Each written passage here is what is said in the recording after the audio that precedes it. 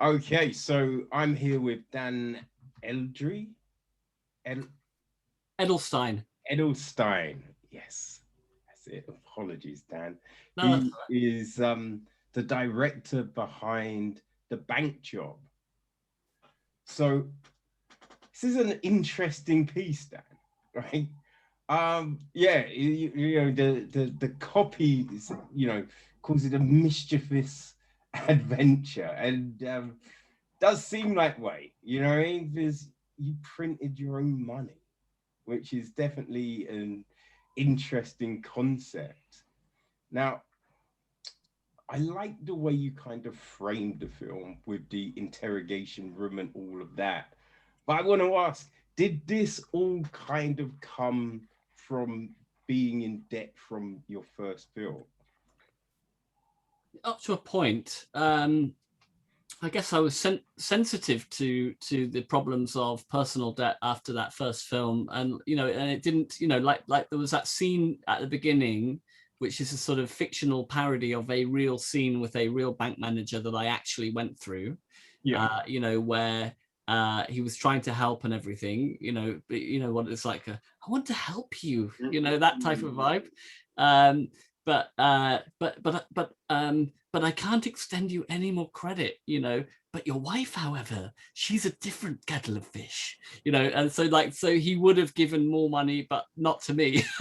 So that was too good. Obviously I couldn't film in the actual bank itself, but it was too good to lose that, so I made a note of it, and then like I had this amazing actor friend, Gwilym, who I persuaded to come and be that kind of bank manager, who I turned into a much more kind of Dracula, quite creepy sort of version, because the real guy is actually a really nice, actually, he's a really nice person.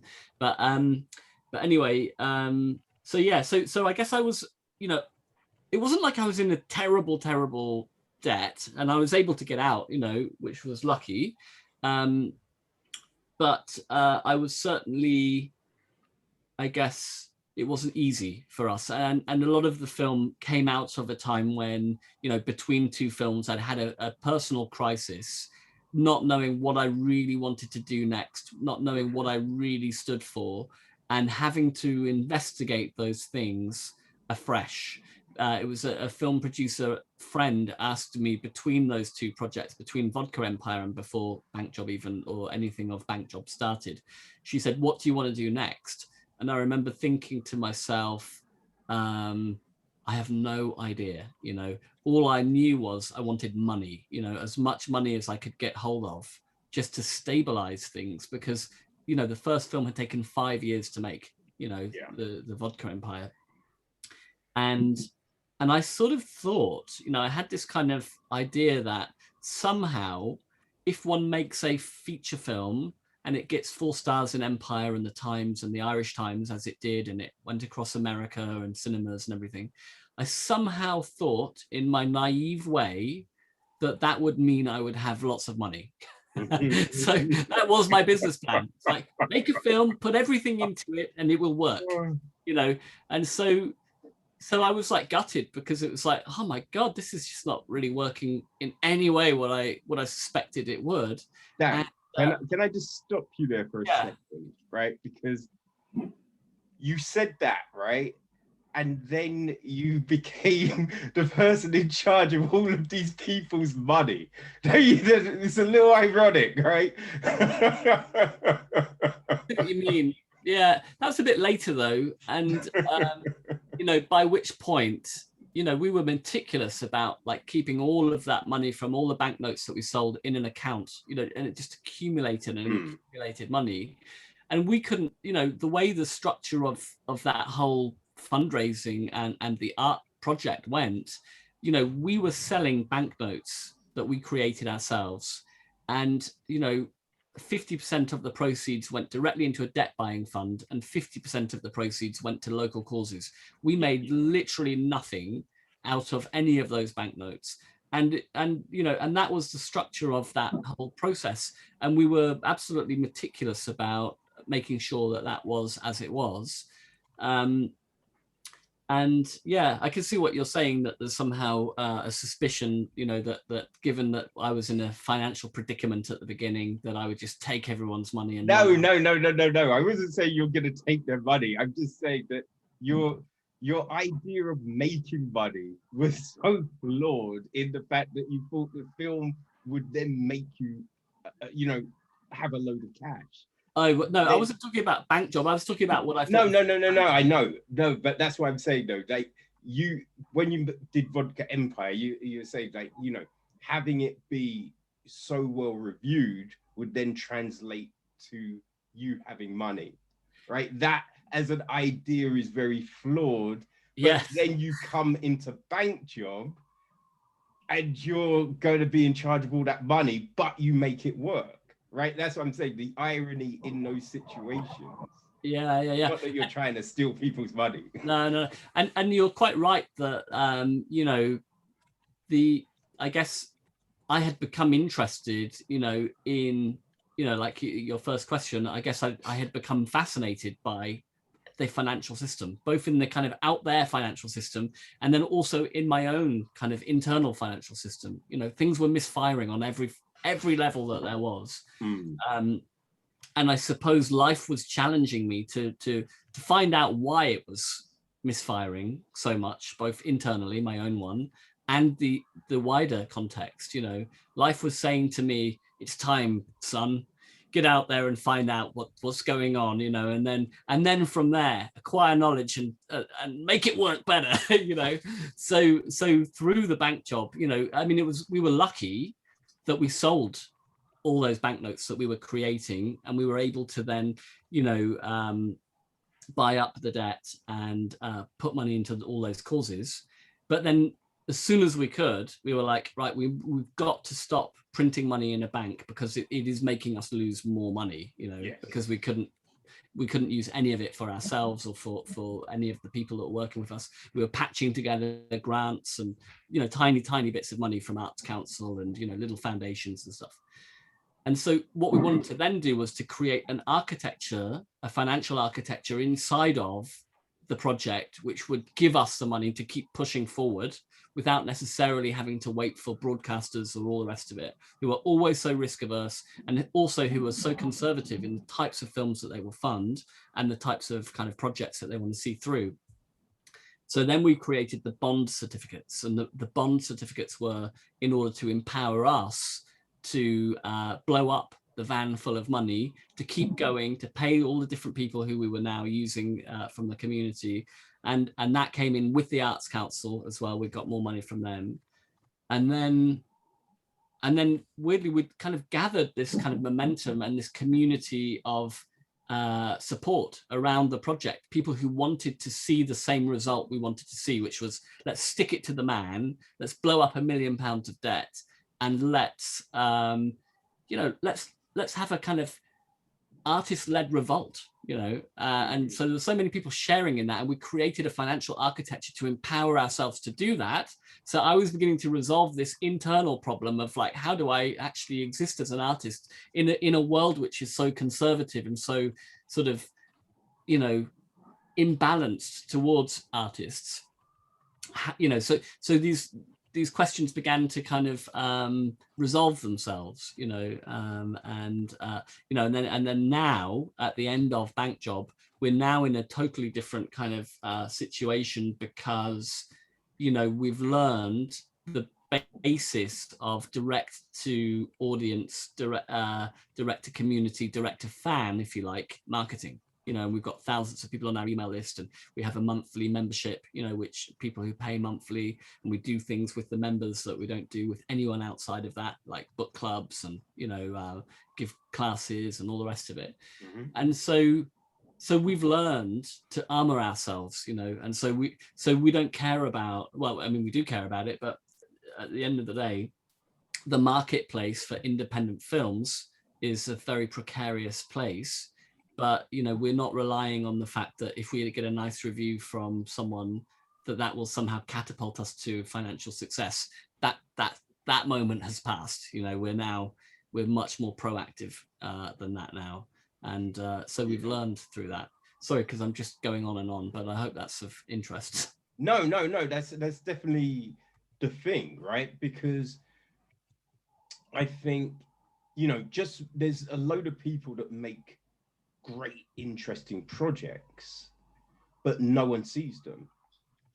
So it's the case of creating a system where you can get that project in front of the people's eyes, right? Because then that's when you see these ground swells develop, and the momentum picks up because people saw something and then they tell their friends and someone reviews it, and then it just picks up like that. But if no one gets to see it, nothing can happen. And as you've seen, people then started to see what you were doing, and then it picked up. Because there's a Yeah. point at the film where it's just like, I think what you had 3 grand sold, 3 grand's worth sold of notes, right? And it was just like, how are these motherfuckers gonna get all this money? Because that's not a lot of money, really. It's nowhere near their total, but you made it work, which is great. Yeah, that's very impressive. Yeah, you're right. And actually, that's largely to do with an article that came out in The Guardian at that time. But what you're talking about and describing is literally the thing that made me a tiny bit late today. I've literally just been doing a masterclass for the members in Power Project, which is our new project, about how to bypass gatekeepers and to build sustainable movements, artist-led or social entrepreneur-led movements, which are animated by a kind of clear mission, and which have a manifesto around them, the things that you really want and the things that you really don't want, that you articulate, and that you then build, a whole system which leads to a kind of perpetual kind of growth cycle of that movement, whether you're in the newspapers or not. So that's something that through the challenges of this project, we learned to take out of the hands of Guardian journalists, etc. Because although they are really super useful, they are a bonus, and there's nothing about a Guardian journalist that I can control. So I don't know when they're going to write. I don't know if they're going to write a nice thing. I suspect they probably won't, being the Guardian. They'll probably write some hostile nonsense.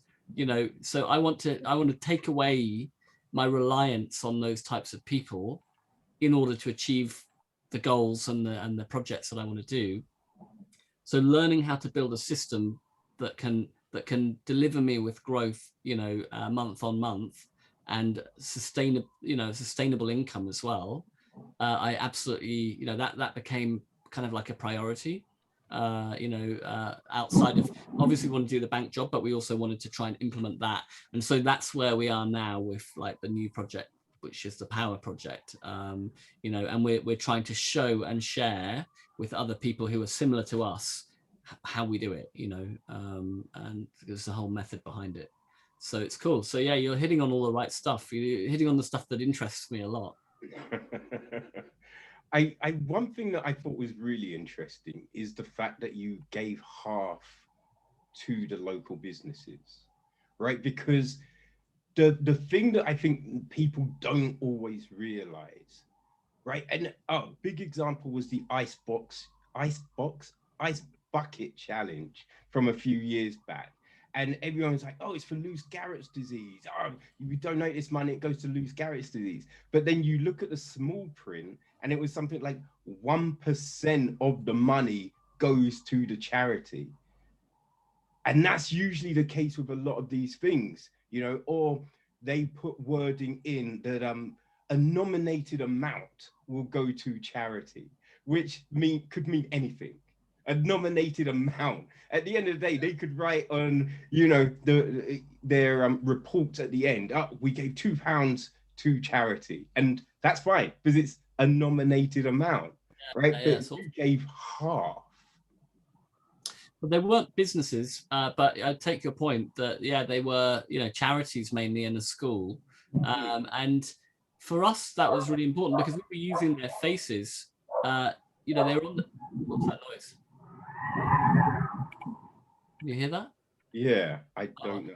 Seems to have stopped. Anyway, they like, we were using their faces on the notes, but we didn't want it to be extractive. We want to make sure that those people were celebrated. And also it's really a kind of a part of like looking at like how the money system works. And you've got Winston Churchill and Jane Austen and Charles Darwin and Adam Smith on the banknotes, mainly on the banknotes that we use. And we wanted to have like local people who were really doing amazing stuff, celebrate them. But it's not enough to celebrate them in a symbolic way, is it? We wanted to cash flow them, help their work. And, because that's really where value is most clearly articulated. If you're going to put your money behind something, that's when you can tell what's real, in a way, on so many levels. So yeah, it was important to us to give 50% to those causes. And it was because in a way we were imagining that we were the central bank as well. If we could print our own banknotes and try and resolve these things on a scale, who would we support and why? And in fact, what we were really doing was making a political point, is that, the central bank actually does create billions, trillions of pounds all the time. And who do they hand it to? It's not to the food banks or not to the real people. It's to the private banks. That's and that as quantitative easing. So we would say, look, let's put it into the hands of real people. This fictional money that we're creating, let's give it to real people and make a difference. And obviously, like we're not necessarily pro charity. Charity shouldn't have to exist. We should live in an equal society where the structures that are in place deliver everyone with enough to live on in a dignified way. We shouldn't have to be doing this as artists, but it felt as if the system was pushing these people into poverty and creating and encoding inequality.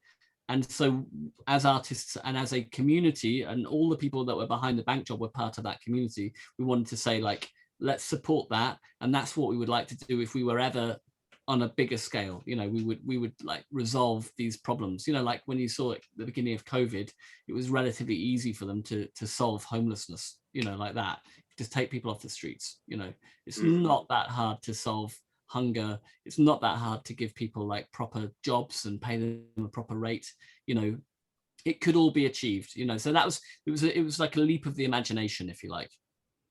Yeah, well, I think this current situation has kind of highlighted some of those issues, right? Because the banks did hand out bailouts, but those bailouts went to big business and banks, right? It didn't go to the small organizations. Like you had the large stores like Sainsbury's allowed to stay open, but the corner store that sold similar products, they were told to shut, right? So there is that imbalance that is there, but it doesn't seem to ever get addressed on that larger scale.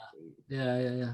I totally agree. And the quantitative easing is still going on, and it's sort of like effectively what it does is the banks are putting they're propping up the stock markets, with all this free money they're getting from the Bank of England. And they're also using that money to help whenever there's toxic debts, whenever people can't pay their debts, and the interbank balancing at the end of the day, where if one bank owes money to the other, if that cannot be paid, and the bank would go bankrupt, it's some money. So it's very similar to, it's so similar to just keeping a patient alive on a life support machine. Because if that stimulus was removed, the banks would fall. So there's a stimulus that's being given to the people at the top, but that is not coming down. And that's really what the bank job is arguing. It's saying, why can there not be a level playing field for all of us? Why can you not help people? Why can't you do universal basic income, or parachute money in or whatever and help people? There's no reason why that cannot be done, except for the perpetuation of an unequal system. Yes. Now, I did think it was interesting. There was the moment in the film where you speak to the gentleman, I think it was maybe in your local market, and like pointing out that there was the payday loan business just down the road, and it was like with 64% APR, which is just insane. It's 600 or something. There was like or a 1,200% or something. It was like ridiculous, Yeah. like kind of circular thing. It was ridiculous. Yeah. But it's like I think like some of the things he was saying was, I mean, they are fact. It is interesting, right? There is that choice sometimes.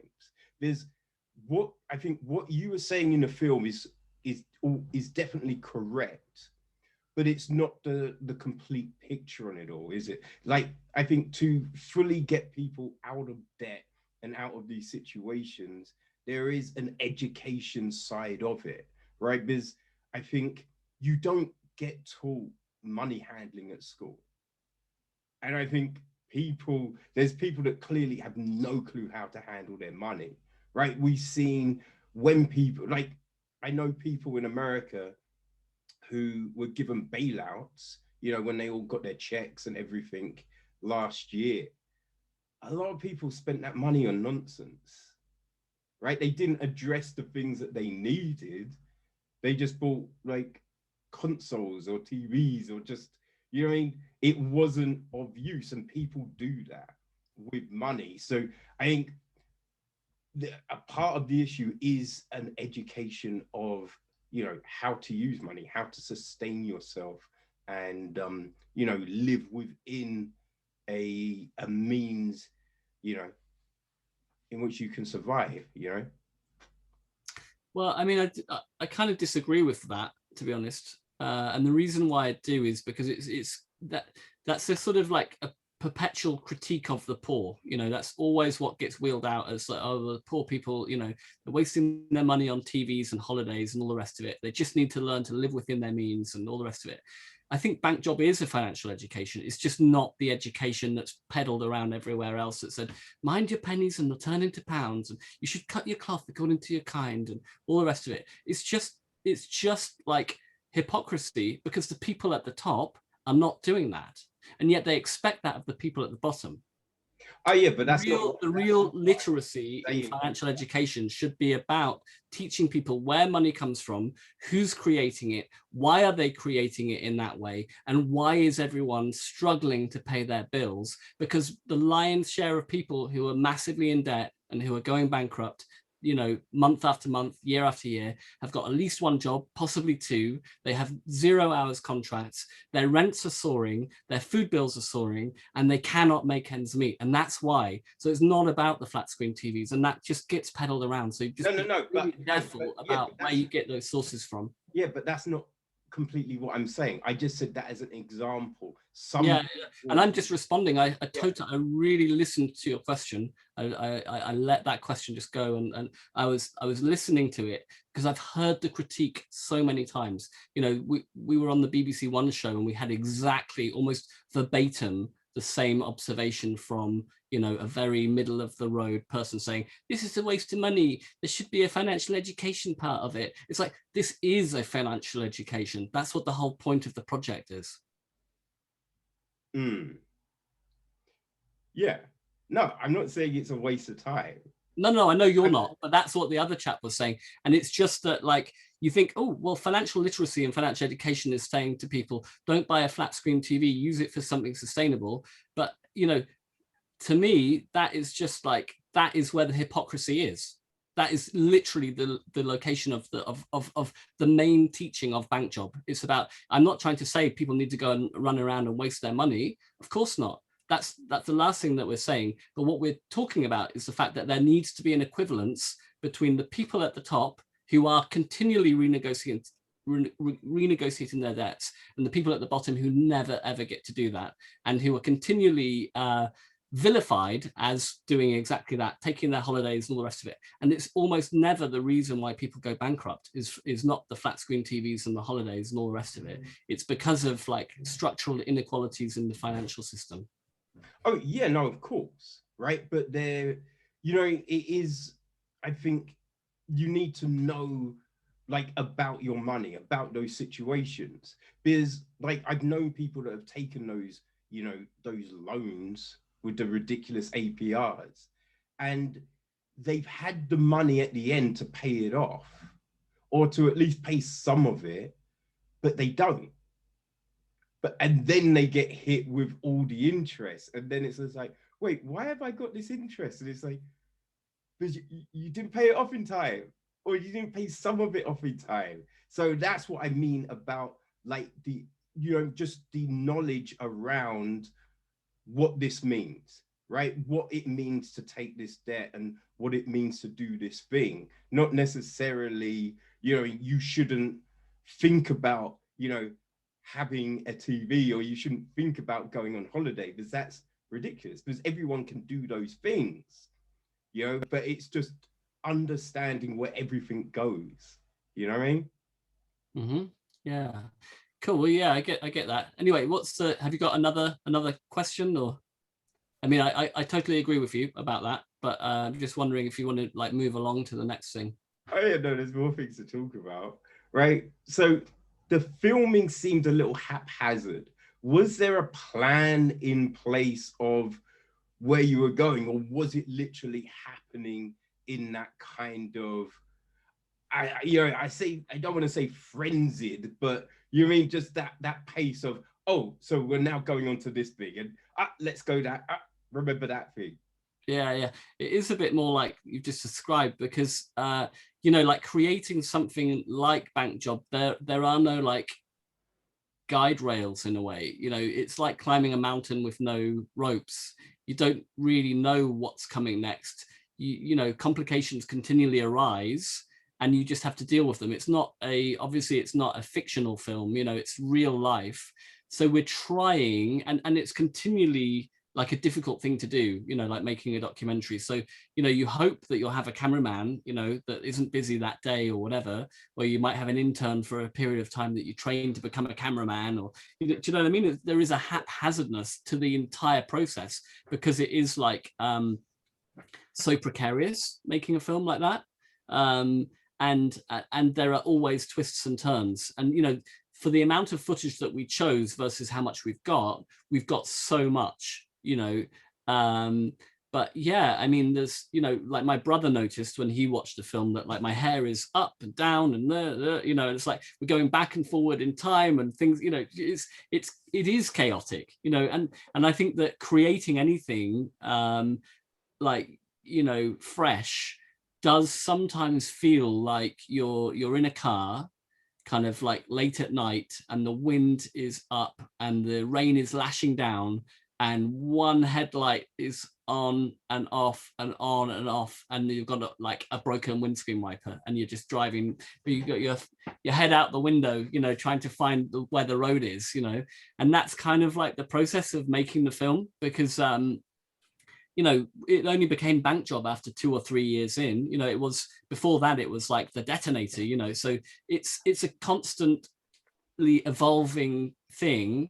And the way we make it anyway, because it's not an industrial style film where you go, okay, we've got 8 weeks and we know what our plan is, and we're this and we're that, and you've got a cameraman, you've got an editor, and there. We're not like that. It's not all packaged together like that. It's literally just like this thing is like our heart and soul, it's like our life, and we're literally just trying to capture as much of it as we can, and hoping, and sometimes the structures go wrong, and sometimes we go on the wrong path, and and sometimes the cameraman quits and hates us, or do you know what I mean, like all of that. So you've just got in there, and that's what often I think separates feature documentaries as well from more like industrial neighbors or relatives, is the fact that they are made like there's over a longer period of time. There's often a feeling there's more change that happens. There's more reality in them. They're less constructed, as well. And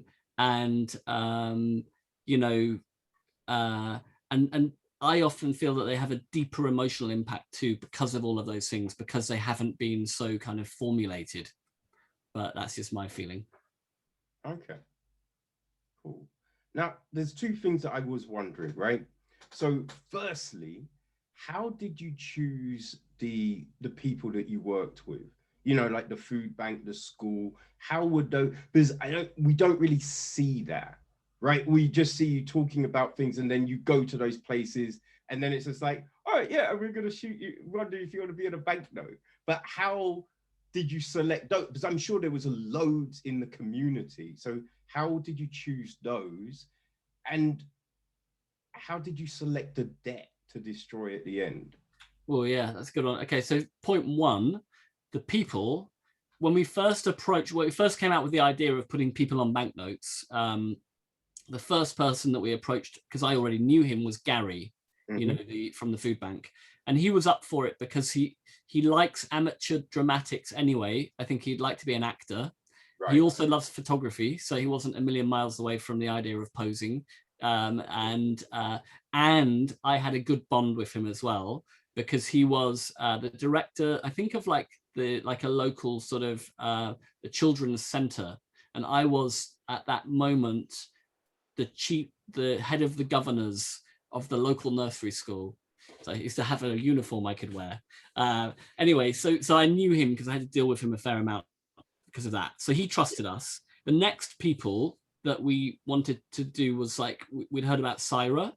So we approached her, we told her our plan, which sounded like gobbledygook to her. It sounded like, when someone sends you an email saying, I'm your distant cousin in wherever, and you've won all this money and all the rest of it. So she didn't trust us at all. And she had to check that our bona fides, that we weren't just total scammers. And of course, we didn't know if this would work either, we've got to say. So do not think of, the final ending where it all works out and it feels like it's all just kind of, in some ways, it was sort of, inevitable. It definitely did not feel in any way inevitable, but we just took a risk, and so Steve was hard to get into it. Tracy, the school teacher, was very hard as well, because we had quite a political purpose, as you can tell. We've got a strong sense of, what the bank job is about and what we're trying to say. And so Tracy, working for a school, is under what they call PERDA, which is, the form of, if you're a public servant, you cannot express a critique of government, apparently. So it was much harder to persuade her, because the process of standing up and being counted, which is the kind of like becoming a note, like an iconic figure of a resistance of some kind, it's a big step for people. You're putting your head above the parapet and you don't know what's going to happen. Am I about to incur the wrath and hostility of, the right-wing tabloids, or, what's going to happen? Huge uncertainties, again, going back to that metaphor of climbing the mountain with no ropes. So, we just had to, I guess, charm them into it, and stress that we really would give half the money to their, their thing, and hope that would be enough. And just, I guess, just really try and get them to share it and to understand what we were doing, and really to see why we were doing it. So it does come back to like the why are we doing this, which I think is so important. And the idea is, going back to our previous question, it's about financial education, just not on the type that the Daily Mirror would have us, or not Daily Mirror, the Daily Mail would be pushing. Any more? Yeah, just the debt. Oh, yeah. What was it? Oh, the debt buying. Okay, so the debt buying, like, we did it by postcode, which we were lucky, because there was so much like debt that you can, like, it's like in a spreadsheet, so you can put in the type of debt, and we were able to interrogate it by postcode. So we wanted to try and create everything as local as we possibly could. So we were able to work with that debt buyer, Roland, and that process was largely invisible in the film, of how we managed to do that. And it was far from perfect. Like, the debt buying aspect was horrible. We ended up having to deal with an offshore company, in a far-flung country, that is impenetrable for us to find out much about. And it was all GDPR this and GDPR that, and I can't even touch the letter properly. And do you know what I mean? And it was incredibly difficult and really like the worst part, because everything else was like community, lots of people getting behind, being able to put money into food banks, all the rest of it. And then on the other hand, you're dealing with some twat, who has an offshore account, who will never pay a moment, any tax, and who is only dealing with you because they're making a load of profit from it, and giving us horrible toxic debt, which would be written off, within days or months anyway. So Yeah. that was largely a symbolic act, and we would really love to be able to do a more meaningful debt buy in the future. But I don't know right now if we have the time or inclination, because we're doing so much with the new project. But I am working with someone on a second application to Financial Conduct Authority.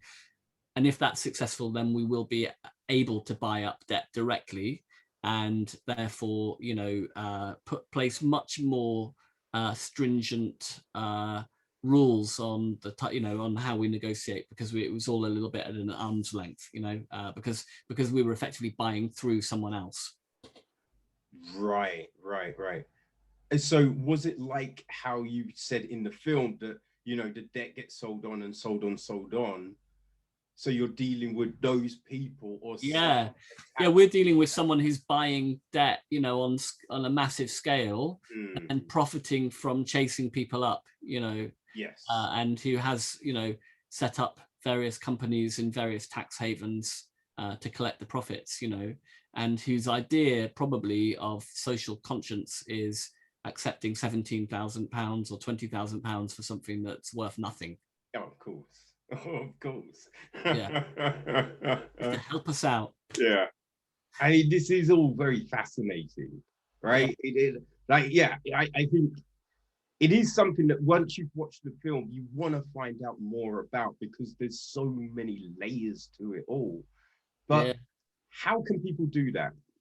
How can Oh, people well, actually, what I'm gonna do is I'm gonna run a debt buying masterclass in about a month digitally.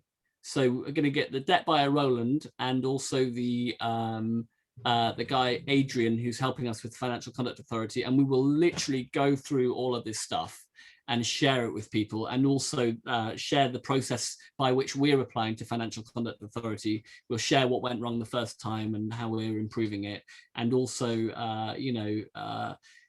we're really into trying to share and making accessible all the stuff that we learn, because it's stuff that is really hard knowledge to acquire. And so we can shortcut it for a lot of people, and then if they want to do their own debt buying, they can either come to us in the future if we get the Financial Conduct Authority, or at least then they understand what the forms are they need to fill out and where they should go and look for it. Okay, that's great. And what about your membership? How do people get involved with what you're doing, Dan? The membership is it's a closed, what we call a closed membership. So it opens its doors once in a while. People join, and then they either pay monthly £12 or annually for 120. They get named in the credits of the next film and the poster and various different things. And then they also get to join our book club and all the rest of it. But right now it's shut because the psychological nature of human beings is that if one leaves the door open infinitely, no one ever goes through it. But if you shut the door, people start queuing up to go through it. So one has to open and shut the door, in order to grow it. And then, but one also has to understand, well, what is the success path for people who join a membership site? What do they want from it? And actually, there's all sorts of different things people want.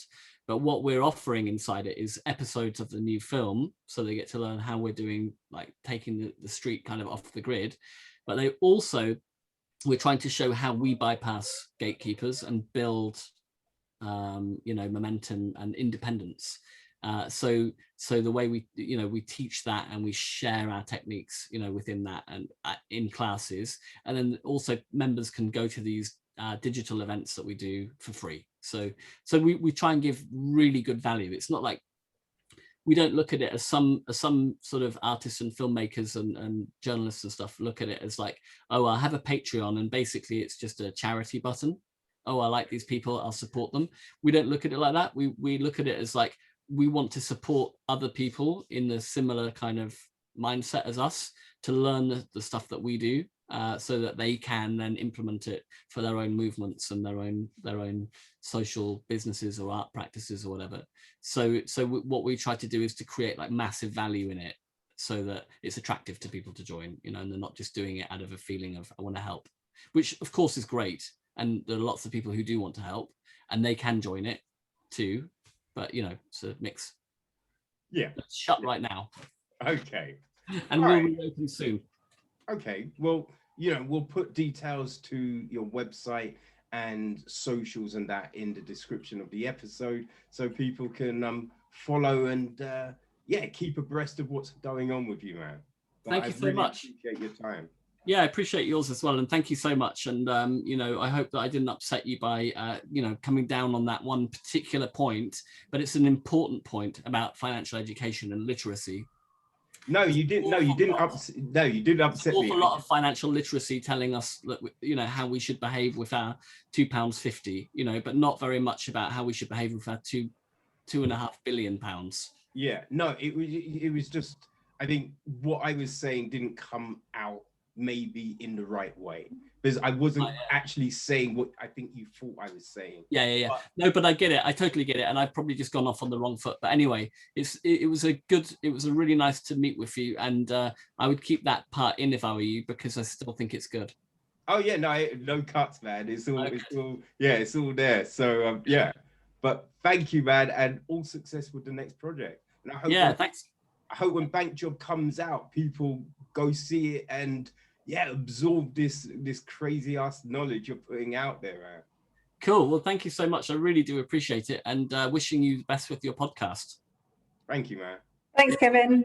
Take care. All right, you too. Bye-bye. Bye. Bye-bye. Bye. Bye.